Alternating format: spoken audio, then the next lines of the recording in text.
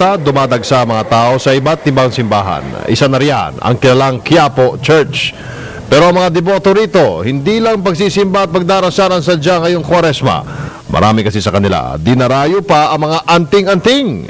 Dito kasi sa mismong pusod ng Katolisismo, buhay na buhay ang paniniwala sa malamahikang kapangyarihan ng mga anting-anting. Isa sa pinakataimtim na naniniwala rito si Theodonis Abainza.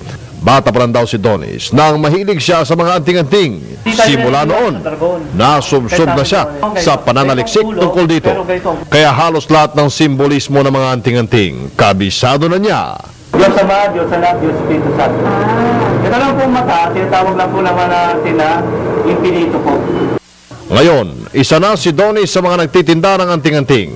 Ang tawag sa tulad niya, antigero, kumpara sa iba. Isa na raw siya sa pinakakilala at mabentang antingero sa Quiapo. Ito po lang gusto ng mga customer ko po. Kasi pag bumili po sila, lahat po ng mga kahulugan po ng mga salita po na dyan, pati po dasal, nandito na po. Kung titingnan ang koleksyon ni Donis, lahat na yata ng pwedeng hilingin ng isang tao may katapat na anting-anting. Andyan ang para sa proteksyon, pampaswerte sa negosyo, pampaswerte sa loto, at siyempre, pampasigla ng love life.